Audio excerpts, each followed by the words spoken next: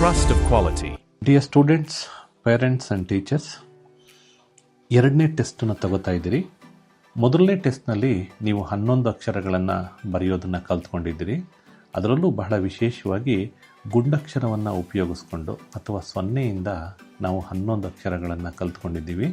ಈಗ ಈ ಬಾತುಕೋಳಿಯ ಒಂದು ಶೇಪ್ ಏನು ಬರುತ್ತೆ, ಆ ಬಾತುಕೋಳಿಯ ಅಕ್ಷರಗಳ 9 ಅಕ್ಷರಗಳನ್ನು ಈ ಟೆಸ್ಟ್ನಲ್ಲಿ ನೀವು ತಗೋತೀರಿ. ಮೊದಲೇ ಹೇಳಿದ ಹಾಗೆ ಮೇಲಿಂದ ಕೆಳಗೆ ಬರೆಯುವಂಥದ್ದು ತುಂಬ ಇಂಪಾರ್ಟೆಂಟ್. ನೋಡಿ, ಈ ಬಾತುಕೋಳಿ ಸ್ಟ್ರೋಕನ್ನು ನೀವು ಹೀಗೇ ಬರಿಬೇಕು. ಓಕೆ, ಸೊ ಹೀಗೆ ತಿತ್ತ ನೀವು ಸಂಪೂರ್ಣವಾಗಿ ತಿತ್ಕೊಬಂದು, ಓಕೆ, ಎಲ್ಲ ಸ್ಟ್ರೋಕ್ಗಳನ್ನು ನೀವು ಒಂದನ್ನು ಬಿಡದ ಹಾಗೆ ತಿದ್ದಿ ಕೊನೆಯ ಲೈನನ್ನು ನೀವು ಬರೆಯೋದಕ್ಕೆ ಇಟ್ಕೋಬೇಕು. ನೋಡಿ, ಹೀಗೆ. ನಂತರ ಓನ ತೆಗೆದುಕೊಳ್ಬೇಕು. ನೀವು ಇದನ್ನು ಸಮೇತ ತಿತ್ತಾ ಹೋಗಬೇಕು. ಒಂದೊಂದು ಅಕ್ಷರಗಳನ್ನು ತಿತ್ತಾ ನೀವು ನೋಡಿ.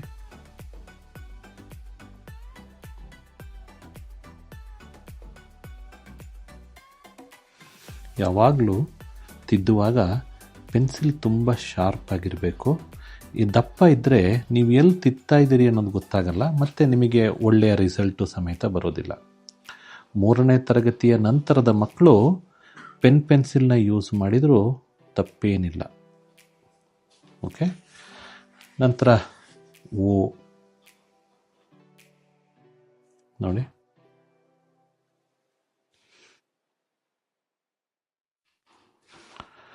ಓ ನೋಡಿ,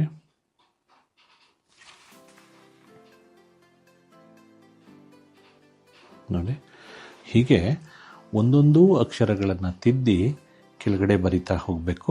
ಲಾಸ್ಟ್ ಲೈನ್ ಒಂದೇ ಲೈನ್ ಬರೆಯೋದಕ್ಕಿರೋದು, ತಪ್ಪನ್ನು ಹೆಚ್ಚು ಮಾಡಬಾರ್ದು. ಹಾಗಾಗಿ ಚಂದ ಬರೀಲಿ ಅಂತ ಹೇಳಿ ಇದನ್ನು ತಿದ್ದೋ ಕೊಟ್ಟಿರೋದು. ಖಂಡಿತವಾಗ್ಲೂ ನಿಮ್ಮ ರೈಟಿಂಗ್ ಬದಲಾಗುತ್ತೆ, ಆದರೆ ಯಾರು ಲೈನ್ ಮೇಲೆ ಚಂದ ತಿತ್ತೀರಿ ಅವರಿಗೆ ಖಂಡಿತವಾಗ್ಲೂ ಬರುತ್ತೆ. Okay, thank you.